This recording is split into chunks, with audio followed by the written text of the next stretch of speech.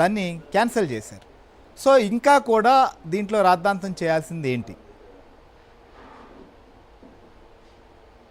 సాధారణంగా పరీక్ష నిర్వహణ సమయంలో ఆ పరీక్షకు సంబంధించినటువంటి డిపార్ట్మెంట్లో ఎవరైనా ఉద్యోగి పరీక్ష రాస్తుంటే అతను ముందస్తు అనుమతి తీసుకోవాలి.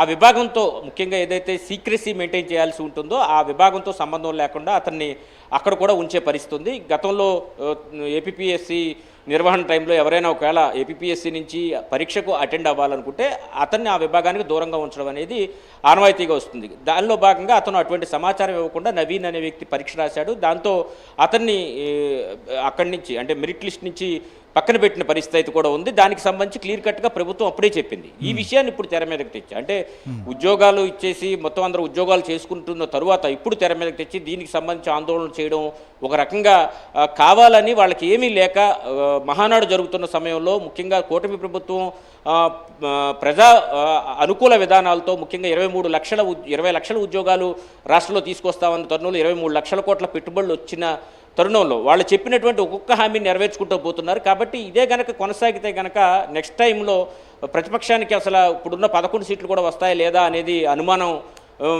వాళ్ళలో కలగడంతో తమ ఉనికిని కాపాడుకునేందుకే ఇలాంటి చీప్ పాలిటిక్స్ ప్లే చేస్తున్నారు. నిజానికి చాలా పారదర్శకంగా మొత్తం జరిగింది. ఎవరికైనా సరే అంటే అధికారులు కానీ లేదా ఎవరైనా మంత్రులు కానీ ₹1 తీసుకున్నట్టు తెలితే కనుక దానికి సంబంధించి స్ట్రింజెంట్ యాక్షన్ తీసుకోవడానికి సిద్ధంగా ఉన్నామని కూడా మంత్రి లోకేష్ ఇంతకుముందే ప్రకటించారు. అదే సమయంలో మీరే రండి చర్చకు చెప్పడానికి కూడా చెప్పారు. మంత్రి నారా లోకేష్ చాలా క్లియర్గా మహానాడు సభలో కావచ్చు అభివృద్ధి సంక్షేమం పైన లేదా ఈ అంశం తెరపైకి వచ్చిన తర్వాత దీనిపైన కూడా మీరు చర్చకి రావచ్చు, ఎవరు వస్తారో రండి అని సవాల్ చేశారు.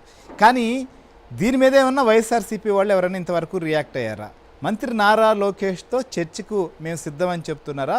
కేవలం రాజీనామా చేయాలని డిమాండ్ చేయడానికే పరిమితం అవుతున్నారా? ఏమైనా చర్చకు సంబంధించిన సవాల్ పైన ఎవరన్నా సవాల్ సేకరించినటువంటి పరిస్థితి ఇప్పుడు దాకా ఉందా? ఏదైనా ఒక ఆరోపణ చేసినప్పుడు దానికి ఆధారం కూడా చూపించాలి. గతంలో కూడా ఇటువంటి ఉద్యోగాల సమయంలో ఉద్యోగాలు కొంతమందికి అంటే ఆ ఏపీపీఎస్సీ కార్యాలయంలో పనిచేసే వాళ్ళకి మంచి ర్యాంకులు వచ్చినాయి అనే విషయాన్ని అప్పట్లో ఏబిఎన్ ఆంధ్రజ్యోతి కూడా వెలుగులోకి తీసుకొచ్చితే అప్పట్లో దాన్ని బుల్డోస్ చేసుకెళ్ళిపోయింది తప్పించి వైసీపీ గవర్నమెంట్ దాన్ని కనీసం పట్టించుకోలేదు. దానికి సంబంధించిన ఆ ర్యాంకులు వచ్చిన వాళ్ళ వివరాలు వాళ్ళు ఎక్కడ పనిచేస్తున్నారు అది కూడా ఆంధ్రజ్యోతి ప్రచురించింది. అయితే అటువంటివి ఏమీ లేకుండా బ్లంట్గా ఆరోపణలు చేస్తున్నారు. ఇదే విషయాన్ని ఈరోజు కొద్దిసేపటి క్రితం ముఖ్యమంత్రి అందుబాటులో ఉన్న మంత్రులతో కూడా లంచ్ మీటింగ్ నిర్వహించారు సచివాలయంలో. ముఖ్యంగా అనగాని సత్యప్రసాద్, హోంమంత్రి అనిత, పయ్యావుల కేశవ్, అదేవిధంగా పలువురు మంత్రులతో లంచ్ మీటింగ్ సందర్భంగా కూడా ఈ డిఎస్సి విషయం కూడా చర్చకు వచ్చినట్టుగా మనకు విశ్వసనీయంగా తెలుస్తోంది. ఈ దీంట్లో ప్రధానంగా మెగా డిఎస్సి ఇచ్చి ఉద్యోగాలు ఫిల్ చేస్తే దాన్ని అడ్డుకోవాలని 200 కేసులు వేసిన వైసీపీ ఆ విషయాన్ని మీరు ఎందుకు జనంలోకి తీసుకెళ్ళలేకపోతున్నారు అనే విషయాన్ని కూడా ముఖ్యమంత్రి జనంలోకి తీసుకెళ్లాలని ముఖ్యమంత్రి చెప్పిన పరిస్థితి అయితే ఉంది మంత్రులకు. ఎందుకంటే డిఎస్సి నోటిఫికేషన్ అడ్డుకునేందుకు వైసీపీ చెయ్యని ప్రయత్నం అంటూ లేదు. వాళ్ళతో వీళ్ళతో అనేక కేసులు వేయించారు. దాదాపు 200 కేసులను వేయిస్తే వాటన్నిటిని కూడా క్లియర్ చేయించి డిఎస్సి నోటిఫికేషన్ క్లియర్ చేయించి ఉద్యోగాలు ఇచ్చిన పరిస్థితి ఆ రోజు మనం చూసాం.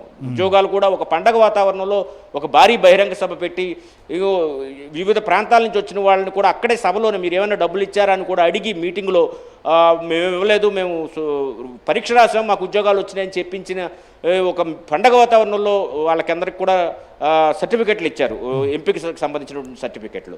అలాంటిది ఎటు బ్లంట్గా ఆరోపణ చేసి దాని మీద ఆందోళన చేయడం అనేది ఒక విషయం అంటే మహానాడు అయిన వెంటనే ఈ మహానాడు జరుగుతున్న తరుణంలోనే ఆ టైంలోనే ఇవాళ అంతకుముందు 2 రోజుల ముందు చూస్తున్నప్పుడు దీన్ని తెరపైకి తేవడానికి కారణం ఏంటి? అంటే నిరుద్యోగులను కావచ్చు, లేకపోతే అప్పట్లో పరీక్ష రానటువంటి క్వాలిఫై కానటువంటి అభ్యర్థుల్ని ఇది రెచ్చగొట్టేటువంటి ప్రయత్నమా, లేకపోతే నిజంగా ఇంకేమైనా ఉందా దీంట్లో? అసలు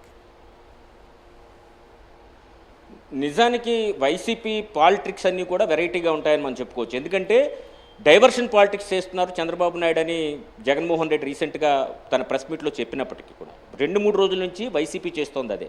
ముఖ్యంగా మహానాడులో కీలకమైన ప్రకటన చేశారు. దేశంలో లేకపోయినప్పటికీ, దేశంలో ఇవ్వకపోయినా, ఏ పార్టీ ఇచ్చినా ఇవ్వకపోయినా తాము మాత్రం 33% రిజర్వేషన్స్ మహిళలకు చట్టసభల్లో ఇస్తామని ప్రకటించారు. దీనికి ఒక భూమి వచ్చింది ఒకసారిగా పార్టీలో. ముఖ్యంగా మహిళల్లో ఒక రకమైనటువంటి నమ్మకం ఏర్పడింది తెలుగుదేశం పార్టీ పైన. ఈ పాజిటివ్ వాతావరణం బాగా ఫ్లేరప్ అవుతున్న తరుణంలో దీన్ని ఏదో రకంగా సప్రెస్ చేయాలని ఈ ఆందోళన కార్యక్రమాలు చేపట్టినట్టుగా ఉంది. దీన్ని మొత్తం డైవర్ట్ చేసే దురుద్దేశంతో ఈ మొత్తం కార్యక్రమాన్ని వైసీపీ తీసుకున్నట్టుగా మనకు కనిపిస్తుంది. ఇది ఒకటి. 2 మహానాడుకు ముందు ఆ మీటింగ్ పెట్టడం కావచ్చు, రాష్ట్ర స్థాయి కార్యవర్గం అని చెప్పి, అదేవిధంగా జగన్మోహన్ రెడ్డి ఒక ట్వీట్ చేయడం, ఒక ట్వీట్ 9 అంశాలతో ట్వీట్ చేశారు. అందులో ఒక్కటి కూడా బేస్ ఉన్న పాయింట్ లేదు. అది మనకి చూస్తేనే మనకు అర్థమైపోతుంది ఇది అక్రమం, ఆ అన్యాయం. ఏదైతే ఈ స్పోర్ట్స్ కోటా కింద తెచ్చినటువంటి సర్టిఫికెట్లు, స్పోర్ట్స్ కోటా కింద ఎంతమందికి వస్తాయి సీట్లు? మహా వస్తే 1 లేదా 2% మాత్రమే వస్తాయి. అంటే మిగతా వాళ్ళందరూ కూడా ఒకవేళ అదే నిజం అనుకుంటే కనుక మిగతా వాళ్ళందరూ కూడా నష్టపోవాలా? వాళ్ళందరూ కూడా నిజానికి ఇప్పుడు నిలదీయాలి వైసీపీ పార్టీని. ఎందుకంటే వాళ్ళందరూ కూడా న్యాయంగా కష్టపడి వాళ్ళు ఉద్యోగాలు సంపాదించుకున్న వాళ్ళు. వైఎస్ఆర్ కాంగ్రెస్ పార్టీ చేస్తున్న ఈ ఆందోళన పైన తీవ్రంగా స్పందించాల్సి ఉంది. అదే సమయంలో భవిష్యత్తులో వెంటనే ప్రతి సంవత్సరం కూడా డిఎస్సీ వేస్తామని చెప్పారు. అంటే ఇక్కడి నుంచి ఏ డిఎస్సీ వేసినా ఇదే విధంగా అడ్డుకునే ప్రయత్నం చేస్తామని వైసీపీ చెప్పుకుంటూ వస్తుంది. ఇప్పుడు అమరావతి విషయంలో ఏ విధంగా అయితే అధికారంలో ఉన్నప్పుడు అడ్డుకున్నారో, ప్రతిపక్షంలోకి వచ్చాక మేము అమరావతి రైతులు పక్షాన ఉన్నామని చెప్పి మరలా వెనక నుంచి పుల్లలేశారు. అదేవిధంగా ఫారెన్లో ఉన్నటువంటి పెట్టుబడిదారులందరికీ కూడా లేఖలు రాసి అడ్డుకునే ప్రయత్నం చేశారు.